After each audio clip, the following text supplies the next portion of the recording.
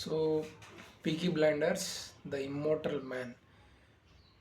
So ఇది ఆ seasons ఏవైతే ఉన్నాయో నెట్ఫ్లిక్స్లో టోటల్ 7 సీజన్స్ ఏవైతే ఉన్నాయో ఆ సీజన్స్ అన్నీ ఎండ్ అయిపోయిన తర్వాత టామ్ షెల్బీ అంటే అన్నీ కోల్పోతాడు. అంటే ఫ్యామిలీని, వాళ్ళ బిజినెస్లని, ఇవన్నిటిని కోల్పోయిన తర్వాత జస్ట్ అతను ఉన్న ప్లేస్ నుంచి వేరే ప్లేస్కి వెళ్ళిపోయి ఒక ఒక హైడౌట్లో ఒక ప్లేస్లో ఉంటాడనమాట. అక్కడికి ఎవరిని రానియడు.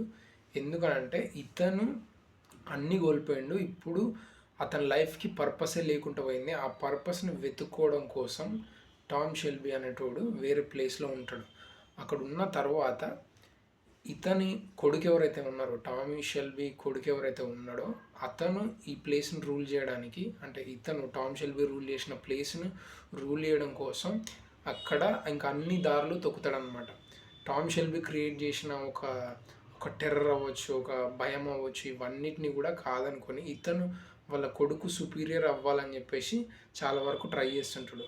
ఆ ట్రయల్లోనే ఒక వరల్డ్ వార్ 2లో కరెక్ట్గా మనీ ఇష్యూ ఏదైతే ఉందో ఆ మనీని, ఆ ఇష్యూ బేస్డ్గా వీళ్ళ కొడుకు ఒక తప్పు పని చేయడానికి కూడా సిద్ధపడతాడు.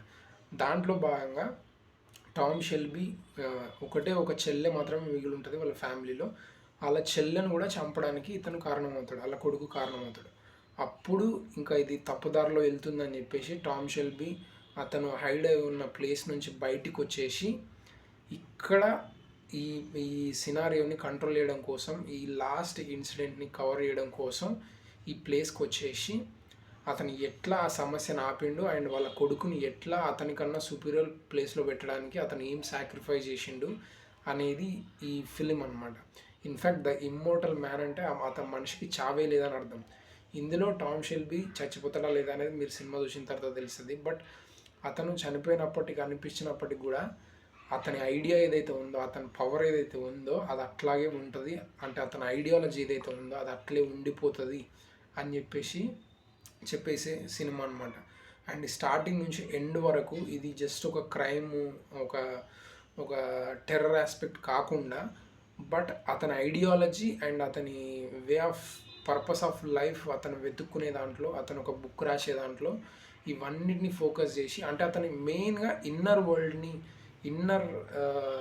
World kind of Tom Shelby inner వరల్డ్ని మెయిన్గా ప్రొజెక్ట్ చేయడం జరిగింది ఈ సినిమాలో.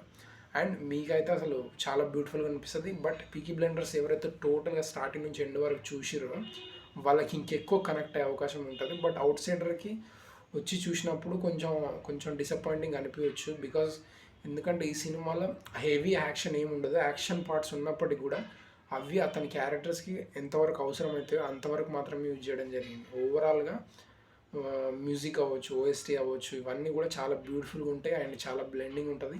ఇన్ఫ్యాక్ట్ ఆ సీజన్స్ అన్నీ కంప్లీట్ అయిపోయిన తర్వాత అరే ఇది టోటల్ ఫుల్ కంప్లీట్ అవ్వలేదన్న ఆస్పెక్ట్ని ఈ సినిమా మాత్రం పూర్తి చేయడం జరుగుతుంది. మీరు ఈ సినిమా చూసిన తర్వాత టోటల్గా పీకీ బ్లైండర్స్ టామ్ షెల్బీ ఎవరైతే ఉన్నారో వాళ్ళ ఫ్యామిలీ అవ్వచ్చు, టామ్ షెల్బీకి సంబంధించిన స్టోరీ కూడా ఫుల్ఫిల్గా ఈ ఫిలింతో పాటు జరిగింది.